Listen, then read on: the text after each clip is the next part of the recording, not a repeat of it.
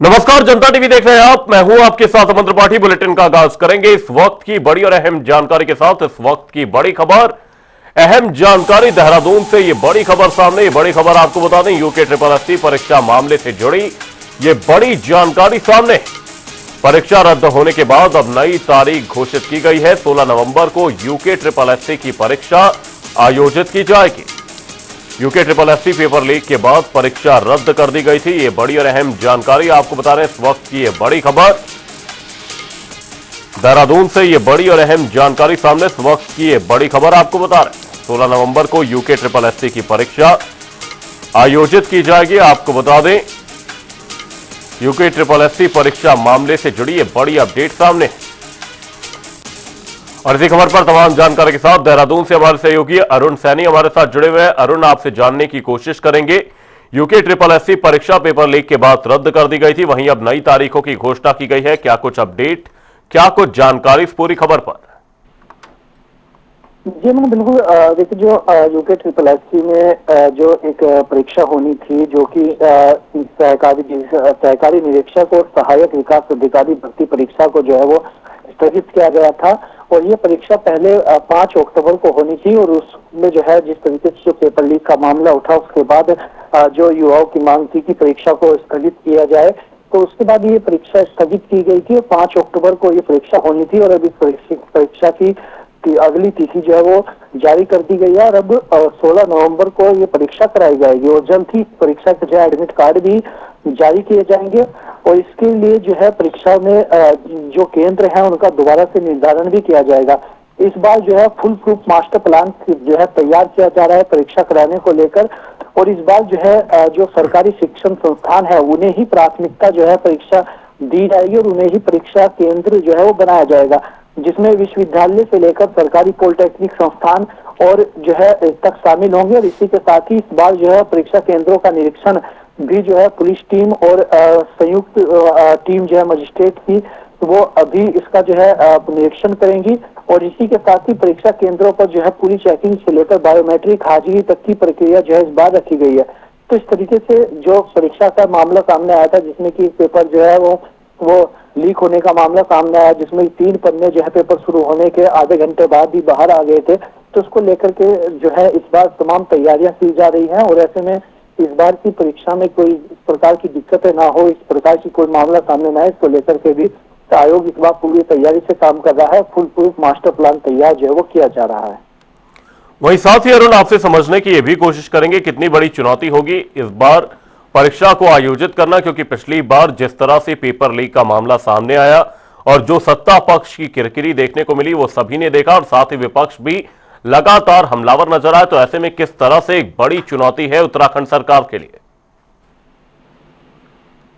जी मैंने बिल्कुल देखिए, जिस तरीके से मामला सामने आया था और वो जो तमाम चीजें निकलकर सामने आई, पेपर बाहर आया, इस तरीके से जो वहां पर जो चीजें निकलकर सामने आई, तो ऐसे में इस बार चैलेंजेस जरूर है, लेकिन इस बार जो है तमाम तैयारियां जो है वो आयोग के द्वारा की गई है। और इसी तरीके से जो है वो पेपर स्थगित भी किया गया था। जो 5 अक्टूबर को परीक्षा होनी थी वो स्थगित की गई और अब उसे 16 नवंबर को जो है वो कराया जाएगा, ताकि दोबारा से नए सिरे से जो है तैयारियां की जा सके और नए सिरे से पेपर का प्लान जो है वो तैयार किया जा सके। और नए सिरे से जो है पेपर का प्लान तैयार भी किया गया है। इस बार हालांकि चुनौती जरूर होगी, लेकिन आयोग का कहना है, सरकार का कहना है कि इस बार जो है परीक्षा वो बिल्कुल जो है पारदर्शी तरीके से कराई जाएगी। कोई भी इस प्रकार की दिक्कत परेशानी जो है इस बार देखने को नहीं मिलेगी।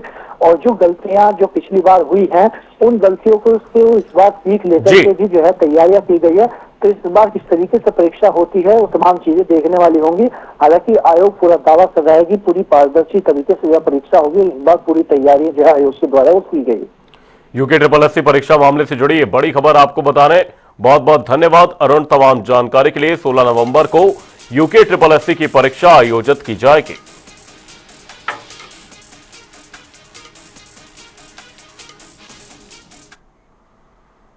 सीधा चलेंगे देहरादून, जहां पर नियुक्ति पत्र वितरण समारोह आयोजित किया जा रहा है। लोक सेवा आयोग से चयनित समीक्षा अधिकारी इस कार्यक्रम में शामिल है। वहीं सीएम पुष्कर सिंह धामी भी इस कार्यक्रम में पहुंचे हुए हैं। सहायक समीक्षा अधिकारी भी इस दौरान चयनित किए गए। अधीनस्थ सेवा चयन आयोग से चयनित सहायक अध्यापक भी इस दौरान मौजूद हैं।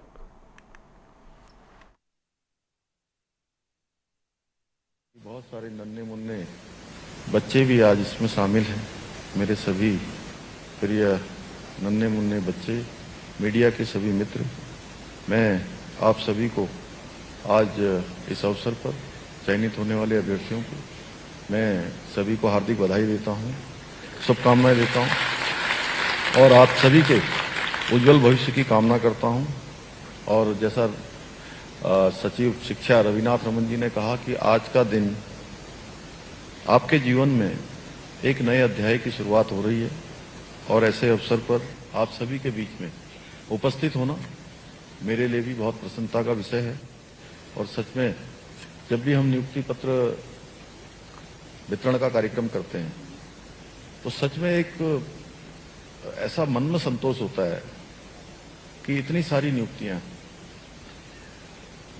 नियुक्तियां और उसके समारोह होना, हम लोगों को जितनी प्रसन्नता होती है उससे कहीं अधिक आपको होती है जिनको नियुक्ति पत्र मिलते हैं, और आपसे भी अधिक आपके परिजनों को, आपके अभिभावकों को होती है, आपके गुरुजनों को होती है।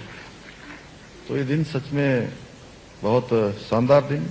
और जहां आज हम 109 समीक्षा अधिकारियों एवं सहायक समीक्षा अधिकारियों के पद पर चयनित होने वाले अभ्यर्थियों को और वहीं शिक्षा विभाग के 1347 सहायक अध्यापकों को भी आज नियुक्ति पत्र प्रदान करने जा रहे हैं। आज का ये अवसर न केवल आपके जीवन का एक महत्वपूर्ण पड़ाव है, बल्कि ये हमारे राज्य के लिए भी, उसकी उज्जवल युग के लिए भी, और जो हमारे अमृत काल जिसमें भारत को विकसित भारत बनना है, उस भारत की नींव रखने में भी आप सबकी भूमिका बहुत महत्वपूर्ण होने वाली है।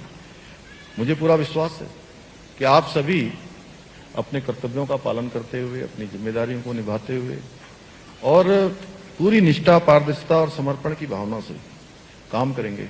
जहां पर भी आपको नियुक्ति मिलेगी, जैसा धन सिंह जी ने कहा है कि सभी को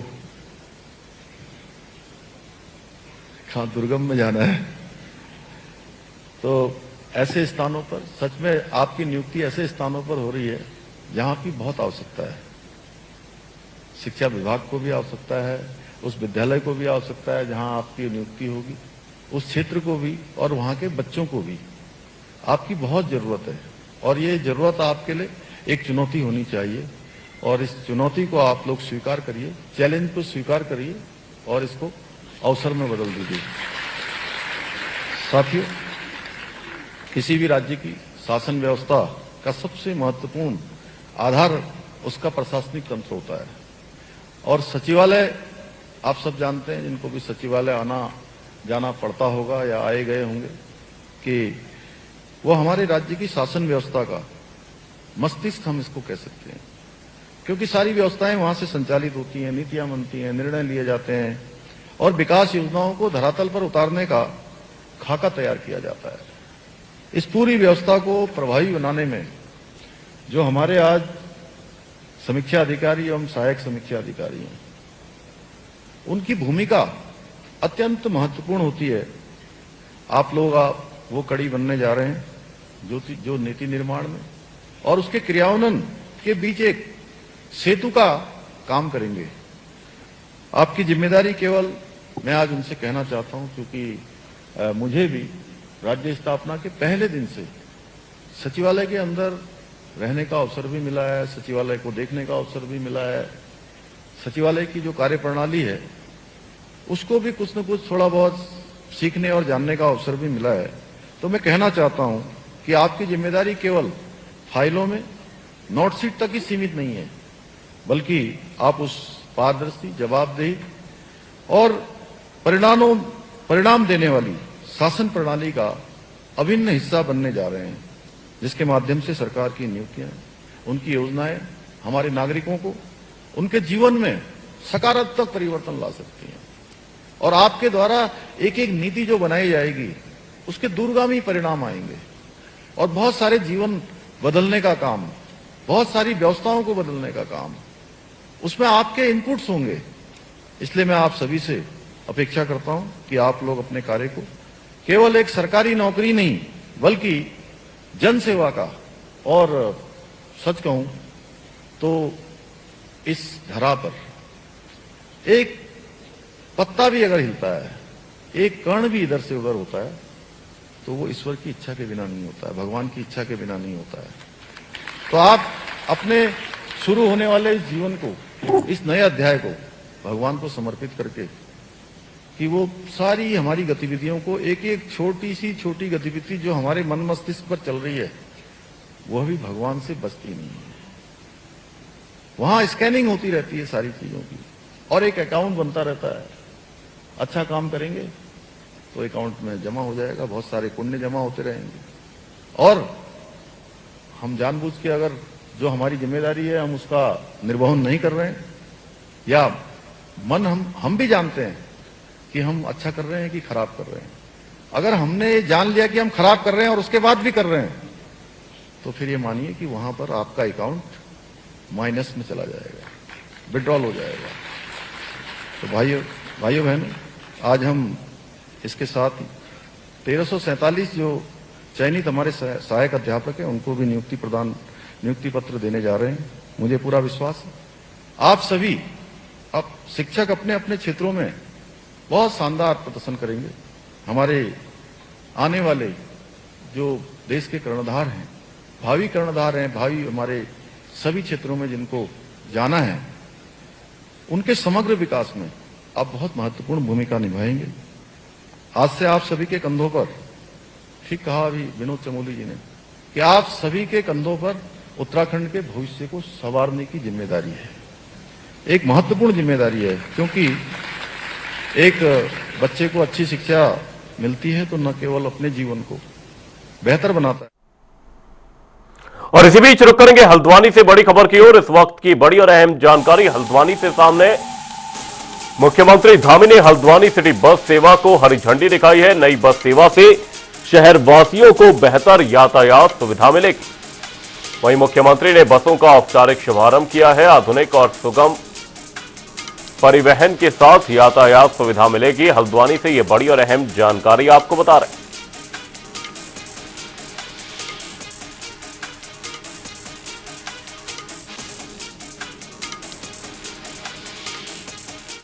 वासियों को एक स्थान से दूसरे स्थान को जाने के लिए उनका आवागमन बहुत आसान होगा, सुविधा होगी, और अनावश्यक जो गाड़ियों का इंतजार, इसमें तमाम प्रकार की चीज़ें, उससे बचत होगी। मैं सभी को बहुत शुभकामनाएं देता हूं, बधाई देता हूं कि ये संचालन आज जो प्रारंभ हुआ है ये अनवरत रूप से जारी रहे। सर, पछुआधुन और उसकी जो क्षेत्र है और अन्य इलाकों में जो मुस्लिम आबादी है उनकी संख्या बढ़ रही है और हिंदुओं की आबादी कम हो रही है और डेमोग्राफी इस तरह से चेंज हो रही है। देखिए, राज्य की डेमोग्राफी है, राज्य के सांस्कृतिक मूल्य हैं, ये किसी भी कीमत पर खराब नहीं होना चाहिए। यहाँ का मूल अस्तित्व तो बचा रहना चाहिए। उसके लिए डेमोग्राफी को लेकर सभी जिलाधिकारियों को पहले ही निर्देश दिए जा चुके हैं कि इसमें जिन लोगों के भी कालखंड में इस प्रकार की गतिविधियां बढ़ी हैं या जो जिसके पात्र नहीं है, जैसे आधार कार्ड बन जाना, राशन कार्ड बन जाना, बिजली का कनेक्शन मिल जाना, जिसके समय में भी ये हुआ होगा, वो भी सब जिम्मेदार होंगे। और यहाँ की डेमोग्राफी किसी भी कीमत पर खराब नहीं होने दी जाएगी। पहले के समय में काफ़ी डेमोग्राफी का यहाँ पर अंतर हुआ है, काफ़ी चीज़ें इसमें ऐसी हुई हैं जो पहले के समय में ध्यान नहीं दी गई, लेकिन अब ये हमारी प्राथमिकता में है।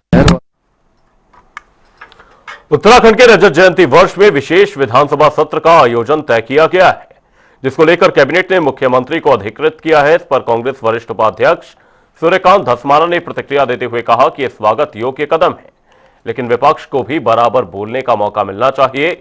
वहीं सत्र में स्वास्थ्य, शिक्षा, बेरोजगारी और पलायन जैसे मुद्दों पर चर्चा जरूरी है, ताकि 25 वर्षों में राज्य के विकास की वास्तविक स्थिति जनता के सामने आए।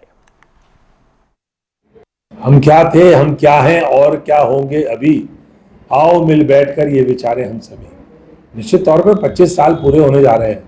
जब हम रजत जयंती राज्य की मना रहे हैं तो बैठ करके पक्ष को, विपक्ष को, सब लोगों को विचार करना चाहिए कि राज्य बनने से पहले हम लोगों की क्या अपेक्षाएं थी। इस राज्य के लिए जिन लोगों ने बलिदान दिए, जिन लोगों ने शहादतें दी, जिन लोगों ने संघर्ष किया, लाठी खाई, जेलों में गए, उनके क्या सपने थे। 25 सालों की इस यात्रा में वो सपने कितने पूरे हुए। राज्य में जो विकास की अवधारणा थी वो कितनी पूरी हुई, हम अपने बेरोजगार नौजवानों के पलायन को कितना रोक पाए, हम राज्य में दूरस्थ इलाकों में शिक्षा की व्यवस्था, स्वास्थ्य की व्यवस्था, हमारी माता बहनों के सर से घास का, पानी का, लकड़ी का बोझ कितना कम कर पाए। इन सारे विषयों पर निश्चित तौर पे चर्चा होनी चाहिए। सरकार के इस निर्णय का मैं स्वागत करते हुए एक सलाह देना चाहता हूं कि दोनों को, पक्ष को विपक्ष को बराबर का समय मिलना चाहिए और सकारात्मक हमें पूरे इस 2 दिन में राज्य के तमाम इन विषयों पर चर्चा करनी चाहिए जिनके लिए राज्य बना था। उत्तराखंड बीजेपी संगठन ने मुख्यमंत्री पुष्कर सिंह धामी के परीक्षा निरस्तीकरण फैसले को युवाओं के हित में करार दिया है, जिसको लेकर संगठन का कहना है कि सीएम धामी हमेशा युवाओं के भविष्य को प्राथमिकता देते हैं। साथ ही उन्होंने अपने कार्यकाल में पारदर्शिता के साथ 25,000 से अधिक सरकारी नौकरियां प्रदान की हैं। वहीं नकल विरोधी कानून लागू कर उन्होंने रोजगार में भ्रष्टाचार और दलालियों को समाप्त किया। मैं आदरणीय मुख्यमंत्री पुष्कर सिंह धामी जी का हार्दिक आभार व्यक्त करता हूं और धन्यवाद व्यक्त करता हूं कि उन्होंने युवाओं की भावनाओं को समझते हुए, युवाओं को किसी भी प्रकार की, किसी भी दशा में उनके मन में किसी भी प्रकार की शंका न रहे, इसको लेकर के उन्होंने, चाहे हम सीबीआई जांच की बात करें, चाहे अब परीक्षा को निरस्त करने की बात करें, आदरणीय मुख्यमंत्री द्वारा जो निर्णय लिया गया है वो निश्चित रूप से बहुत ही सराहनीय है और युवाओं के हितों के लिए है। और युवाओं की बात को उन्होंने हमेशा उनकी बातों का सम्मान किया है।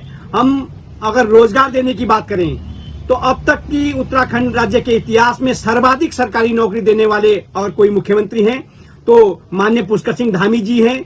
और जिस प्रकार से कांग्रेस राज में सरकारी नौकरियों को बेचने का काम किया जा रहा था और जिस प्रकार से सरकारी नौकरियों में धांधलियां की जा रही थी और नकल माफिया पूरे प्रदेश के अंदर हावी था और उसकी जड़ें कोने कोने तक पहुंच चुकी थी, उसको अगर नेस्तनाबूद करने का काम किसी ने किया तो मुख्यमंत्री पुष्कर सिंह धामी जी ने किया है। और देश का सबसे कठोरतम नकल कानून उन्होंने प्रदेश में लागू किया और पारदर्शी तरीके से 25,000 से अधिक सरकारी रोजगार देने का काम उन्होंने किया है। निश्चित रूप से आदरणीय मुख्यमंत्री जी की द्वारा जो निर्णय लिया गया कि परीक्षाएं जो अभी जिनमें कुछ शिकायतें आई थी उसको निरस्त करने का उन्होंने निर्णय लिया है, तो निश्चित रूप से बहुत सराहनीय है।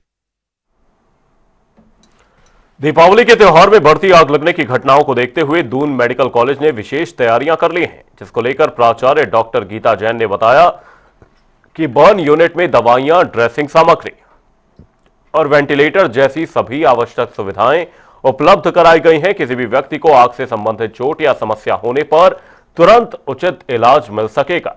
वहीं अस्पताल प्रशासन ने कहा कि इस दीपावली पर सुरक्षा और स्वास्थ्य को प्राथमिकता देते हुए सभी तैयारियां पूरी कर ली गई हैं।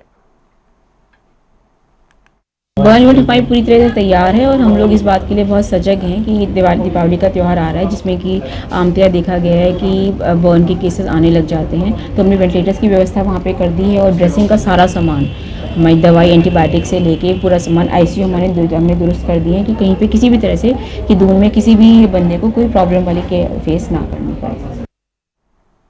हल्द्वानी गोलापार के ग्रामीणों ने आवारा पशुओं के आतंक से निजात दिलाने के लिए मुख्यमंत्री पुष्कर सिंह धामी से मुलाकात की। इस पर जिला पंचायत सदस्य लीला बिष्ट ने बताया कि क्षेत्र में आवारा पशुओं के कारण सड़क दुर्घटनाएं और फसल नुकसान लगातार बढ़ रहा है।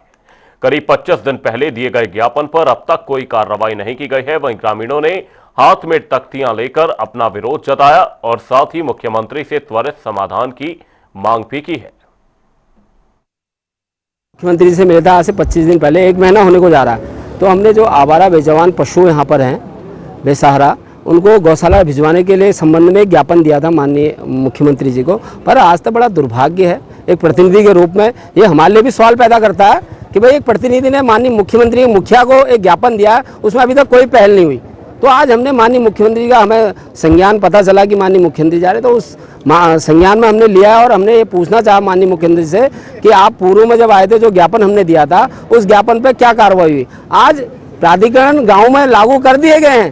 प्राधिकरण अगर मैं बात करूं, कोई जो युवा हमारा है बेरोजगार होगा, तो टीन सेट बना के पान की दुकान भी खोलता है तो उसमें प्राधिकरण लागू किया जाता है। पर राजस्व इकट्ठा करने की एक नीति बनाई गई है यहाँ पर, ये बिल्कुल बर्दाश्त नहीं होगी। अगर बेजवान बेसहारा पशुओं को गौशाला नहीं डाला गया तो हम उग्र आंदोलन करें, विरोध कर रहे हैं माननीय मुख्यमंत्री जी का। ये पिछली बार भी हमने 20-25 दिन हो गए हैं सीएम साहब को ज्ञापन दिया था बेजुबान बेसहारा पशुओं के लिए, लेकिन अभी तक होते हैं बेजान बेसहारा पशु भी घायल हो रहे हैं और कौन सुनेगा इसकी। हम तो कहें तो किससे कहें, मुखिया है हमारा, सीएम साहब मुखिया हैं, उनसे तक हमने इस बारे में बात करी है, उसके बाद भी उन्होंने कोई सुनाई नहीं दी। हमें आज जवाब चाहिए उनसे कि आखिर इसका क्या करना है, कुछ तो समाधान निकालो।